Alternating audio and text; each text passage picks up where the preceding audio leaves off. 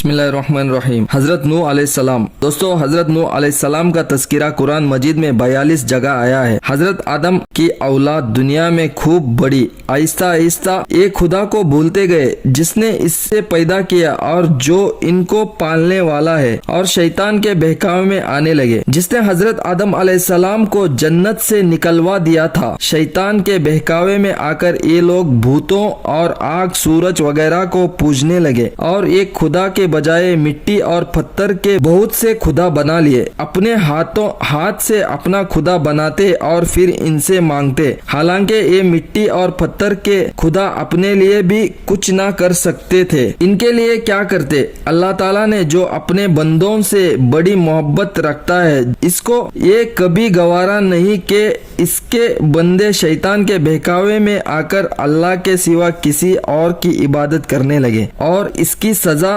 मरने के बाद दोज़ख में जले। अल्लाह पाक ने हजरत नूह अलैहिस्सलाम को अपना नबी बनाकर भेजा। इस जमाने में लोगों की उम्रें बहुत बड़ी बड़ी होती थी। हजरत नूह अलैहिस्सलाम 950 साल तक अपनी कौम में वास करते रहे कि ए लोगों, सिर्फ एक अल्लाह की इबादत करो और मेरा कहना मानो, वो तुम्हारे गुनाह बख्श देगा। लेकिन लोगों ने हजरत नूह अलैहिस्सलाम की बातों को ना माना और अपने कानों में उंगलियां डाल दी और कपड़े ओढ़ लिए ताकि हजरत नूह अलैहिस्सलाम की आवाज कानों तक ना पहुंचे। हजरत नूह अलैहिस्सलाम हिम्मत ना हारे, वो बराबर समझाते रहे और कहते रहे, ए लोगों, अल्लाह से माफी मांगो, वो बड़ा माफ करने वाला है। वो तुम पर आसमान से बारिश बरसाएगा ताकि तुम खूब अनाज पैदा कर सको और इसके जरिए से बड़े बड़े बाग पैदा कर देगा, इनमें नहरें पैदा करेगा, तुम्हें माल व दौलत देगा और बेटे देगा। तुम्हें क्या हो गया है कि तुम खुदा को नहीं मानते? हालांकि इसने आसमान बनाए, चांद और सूरज बनाए। इसने तुमको मिट्टी से पैदा किया और फिर इसी मिट्टी में तुम एक दिन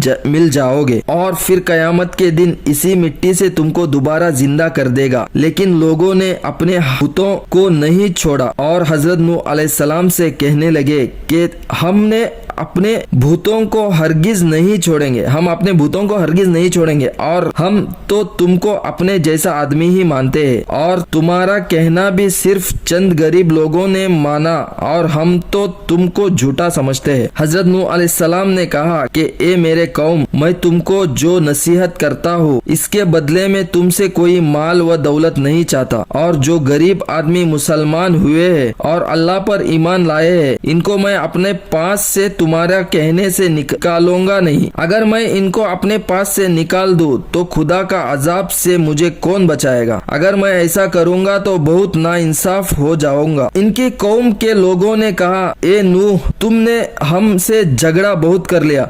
अगर तुम सच्चे हो तो जिस अजाब से तुम हमें डराते हो वो ले आओ। हजरत नूह अलैहिस्सलाम ने कहा कि जब अल्लाह पाक चाहेगा अजाब ले आएगा। अल्लाह ताला ने हजरत नूह अलैहिस्सलाम को वही के जरिए से हुक्म भेजा कि तुम्हारी कौम में जो लोग ईमान ला चुके हैं, इनके अलावा और कोई ईमान नहीं लाएगा। तुम गम ना करो, तुम एक कश्ती बनाओ। हजरत नूह अलैहिस्सलाम ने खुदा के हुक्म के मुताबिक कश्ती बनानी शुरू की। तो जब इनके कौम के सरदार इनके पास से गुजरते तो इनको कश्ती बनाते हुए देखते तो इनका मजाक उड़ाते। हजरत नूह अलैहिस्सलाम इनके मजाक के जवाब में कहते कि आज मजाक कर लो, कल जब तुम्हारे ऊपर अजाब आएगा तो इस वक्त हम तुम्हारे मजाक उड़ाएंगे। आखिर अल्लाह ताला का अजाब इनके वादे के मुताबिक आया। जमीन से पानी निकलना शुरू हुआ और आसमान से बारिश आनी शुरू हुई। अल्लाह ताला ने हजरत नूह अलैहिस्सलाम को हुक्म दिया कि सब जानवरों का एक एक जोड़ा कश्ती में सवार कर लो और जो लोग तुम्हारे ऊपर ईमान लाए हैं यानी मुसलमान हो गए हैं, इनको सवार कर लो। हजरत नूह अलैहिस्सलाम ने इस कश्ती में सवार होने वालों से कहा कि अल्लाह ताला का नाम लेकर इस कश्ती में सवार हो जाओ कि इनका चलना और ठहरना इसी के हाथ में है। अल्लाह ताला बड़ा बख्शने वाला और मेहरबान है। कश्ती इन सब को लेकर नहरों में चलने लगी। تو اس وقت حضرت نوح علیہ السلام نے اپنے بیٹے سے کہا اے بیٹے ہمارے ساتھ سوار ہو جاؤ اور کافروں کے ساتھ مت ہو۔ اس نے کہا میں کسی پہاڑ پر چڑھ جاؤں گا اور وہ پانی سے بچا لے گا۔ حضرت نوح علیہ السلام نے کہا کہ آج خدا کے عذاب سے سوائے خدا کے کوئی بچانے والا نہیں۔ اتنے میں دونوں کے درمیان ایک پانی کی لہر اٹھی اور وہ ڈوب گیا۔ پھر خدا تعالیٰ نے زمین کو حکم دیا کہ اپنا پانی نگل جا اور آسمان کو بھی حکم دیا کہ پانی برسنا بند کر دے، یہاں تک کہ پانی خشک ہو گیا اور تمام کافر دنیا میں ختم کر دیے گئے۔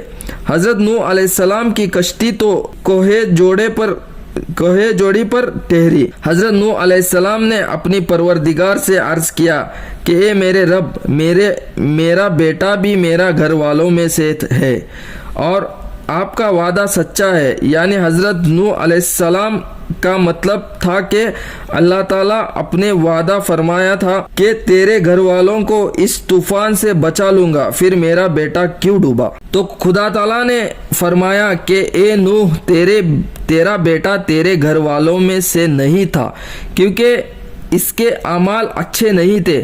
میں تجھ کو نصیحت کرتا ہوں کہ ایسی بات نہ کر جو تیرے علم میں نہیں، اس لیے کہ کنعان اللہ کے علم ازلی میں کافر تھا اور یہ بات نوح علیہ السلام کے علم میں نہ تھی۔ حضرت نوح علیہ السلام نے اللہ پاک سے توبہ کی اور اپنے کہنے کی معافی چاہی۔ اللہ پاک نے ان کو معاف کر دیا اور حکم دیا کہ اے نوح ہماری طرف سے سلامتی اور برکتوں کے ساتھ اتر۔ اس کے بعد حضرت نوح علیہ السلام کی امت کی دنیا بسی اور آہستہ آہستہ ان کے بال بچے آباد ہوتے گئے۔ یہ سب لوگ خدا تعالیٰ کی اطاعت کرتے رہے۔ زمانہ گزرتا گیا اور آہستہ آہستہ شیطان نے بہکانا شروع کیا تو ایک خدا تعالیٰ کو بھولنے لگے۔ دوستو، حضرت نوح علیہ السلام جو اللہ تعالیٰ کے اتنے بڑے پیغمبر تھے، اپنے بیٹے کو اس کے برے کاموں کی وجہ سے اللہ تعالیٰ کے عذاب سے نہ بچا سکے۔ اسی طرح اگر ہمارے ماں باپ اللہ کے کتنے ہی ولی کیوں نہ ہو، اگر ہمارے اعمال اچھے نہ ہو تو وہ ہم کو اللہ تعالیٰ کے عذاب سے نہ بچا سکیں گے۔ ہم کو اپنے بزرگوں کے نیک اعمال کا سہارا نہیں لینا چاہیے، بلکہ اللہ اور اس کے رسول صلی اللہ علیہ وسلم کے بتائے ہوئے کاموں پر عمل کر کے نیک بننا چاہیے۔ اسی وجہ سے اللہ تعالیٰ نے قرآن مجید میں کہا کہ اگر تم ایک ذرہ برابر بھی نیکی کرو گے تو اس کا بدلہ ہم تم کو دیں گے، اور اگر ایک ذرہ برابر بھی برا عمل کرو گے تو وہ بھی تمہارے سامنے آئے گا۔ اللہ تعالیٰ ہمیشہ ہم کو نیک کام کرنے کی توفیق عطا فرمائے، نیک راستے میں چلنے کی توفیق عطا فرمائے۔ ایسے آپ کو ہر نبی کے واقعات سننے کو ملتے رہیں گے۔ اس چینل پہ نئے ہو تو سبسکرائب ضرور کریں اور دین ہم بھی سیکھیں، آپ بھی سیکھیں، اور اللہ تعالیٰ ہمیں نیک عمل کرنے کی توفیق عطا فرمائے۔